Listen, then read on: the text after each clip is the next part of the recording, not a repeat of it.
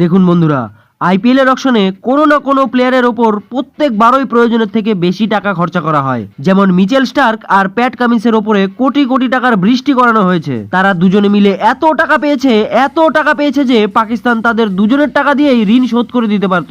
IPL এর ইতিহাসই এর প্রমাণ আছে যে যখন যেই প্লেয়ারকে বেশি টাকা দেওয়া হয়েছে বা বেশি দামের রেকর্ড করেছে তারা বেশিরভাগ ম্যাচেই ফেল মেরেছে। আর সবাই তো এখন মিচেল স্টার্ক আর প্যাট কামিন্সের খেলা দেখতে চায়, কারণ এরা দুজন প্রচুর ধন কামিয়েছে। আইপিএল এর ইতিহাস এটাই বলে যে বেশি ধন কামিয়েছে সে নিজের ফর্ম হারিয়েছে। যেমন পাঞ্জাবের স্যাম কারান, দামের দিক দিয়ে হিরো কিন্তু খেলার দিক দিয়ে একেবারে জিরো। ইংল্যান্ডের এই অলরাউন্ডারকে পাঞ্জাব 2023 আইপিএল অকশনে 18,50,00,000 টাকা দিয়ে কিনেছিল, কিন্তু স্যাম কারান তার দাম হিসেবে কিছুই খেলা দেখাতে পারেনি। তারপরেই রয়েছে দামে হিরো কিন্তু খেলায় জিরো বেন স্টোকস। চেন্নাই 2023 অকশনে বেন স্টোকসকে 16,25,00,000 টাকা দিয়ে কিনেছিল, কিন্তু সেও মাত্র একটি ম্যাচ খেলেছিল আর চোটের কারণে পুরো সিজনই মাঠের বাইরে বসেছিল। তারপরে রয়েছে দক্ষিণ আফ্রিকার ক্রিস মরিস, দামে হিরো কিন্তু খেলায় জিরো। 2021 আইপিএল অকশনে রাজস্থান রয়্যালস তাকে 16,25,00,000 টাকা দিয়ে কিনেছিল, কিন্তু সেও অন্যান্য দামি আর রেকর্ড করা প্লেয়ারদের মতো ফেলই মারে। এবার বুঝেছেন তো, যাদের বেশি দাম দিয়ে কেনা হয় তারা কোনোদিনও তাদের দাম হিসেবে খেলতেই পারে না।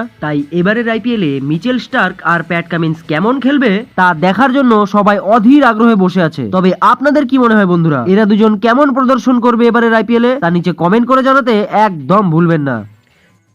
স্পোর্টস জগতের সব রকম ছোট বড় নিউজ পাওয়ার জন্য আমাদের চ্যানেলটিকে সাবস্ক্রাইব করুন এবং পাশে থাকা বেল আইকনটি দাবাতে একদম ভুলবেন না। এই চ্যানেলে স্পোর্টস জগতের সমস্ত রকম খবর পাবেন সবার আগে।